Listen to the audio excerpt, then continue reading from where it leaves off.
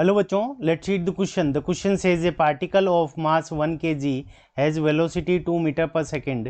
A constant force of 2 newton acts on the particle for 1 second in the direction perpendicular to its initial velocity.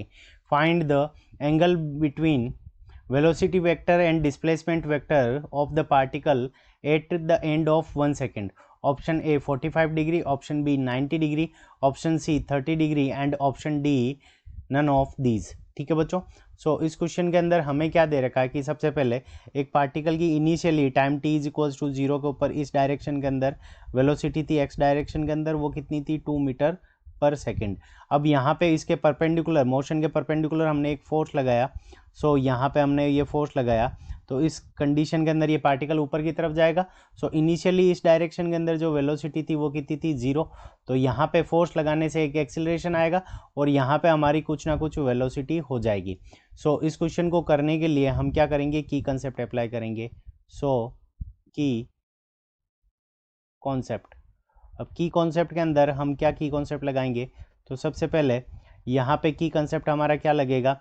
So v is equals to u plus a t, एक formula ये लगेगा हमारा. और acceleration की value find out करने के लिए acceleration a is equals to f divided by m. So ये हमारे पास में क्या आ जाएगी, ये दो की कंसेप्ट होंगे जिससे हम क्वेश्चन को सॉल्व करेंगे. अब एक्सीलरेशन केवल y डायरेक्शन के अंदर है तो हमारा जो ए वाई होगा, सो ए वाई इज इक्वल्स टू हमारे पास में है तो फोर्स कितना दे रखा है 2 न्यूटन डिवाइडेड बाई 1. सो यहाँ से हमारे पास में एक्सीलरेशन की वैल्यू आ जाएगी 2 मीटर पर सेकेंड स्क्वायर. ये एक्सीलरेशन की वैल्यू आ गई. अब हम वी वाई की वैल्यू निकालते हैं. So v y is equals to क्या हो जाएगा, u y plus a multiplied by t, a y multiplied by t. U y की वैल्यू हमारी क्या है इनिशियली 0, ए वाई की वैल्यू हमारे पास में कितनी है 2. सो 2 मल्टीप्लाइड बाई 1, तो यहाँ पे वेलोसिटी कितनी आ जाएगी, वी वाई की value 2 metre per second after 1 second.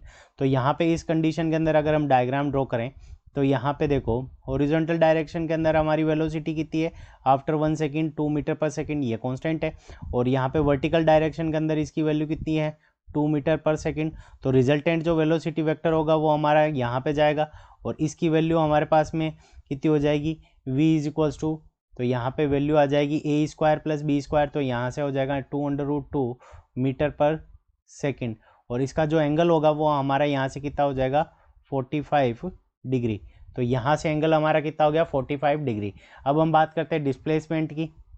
सो डिस्प्लेसमेंट जो x डायरेक्शन के अंदर होगा S X is equals to, अब ये कांस्टेंट वेलोसिटी है तो u x multiplied by time period कितना है हमारा t. तो यू एक्स की वैल्यू हमारे पास में कितनी गिवन है 2 और टाइम पीरियड कितना है 1. सो यहाँ से आ जाएगा 2 मीटर. तो एस एक्स की वैल्यू आ गई. अब एस वाई की वैल्यू निकालेंगे तो एस वाई की वैल्यू के अंदर डायरेक्शन में यहाँ पर हमारा एक्सीलरेशन है.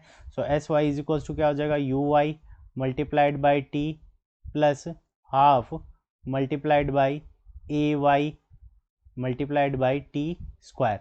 सो यू वाई की वैल्यू हमारे पास में 0 है तो ये 0 हो जाएगा प्लस 1/2. ए वाई की वैल्यू हमारे पास में कितनी है 2 और टाइम पीरियड हमारा कितना है 1. सो 1 का स्क्वायर. तो यहाँ से हमारा कैंसिल होकर यहाँ कितना आ जाएगा 1. तो यहाँ पे एस वाई की जो हमारे पास में वैल्यू आ जाएगी वो कितनी आ जाएगी 1. तो अब हम इसका डायग्राम बनाएं अगर एस वाई का, तो यहाँ पे अगर हम एंगल निकालना चाहें तो यहाँ पे इस डायरेक्शन के अंदर जो हमारा डिस्प्लेसमेंट है वो कितना है 2 मीटर और इस डायरेक्शन के अंदर जो हमारा डिस्प्लेसमेंट है वो कितना है हमारा 1 मीटर.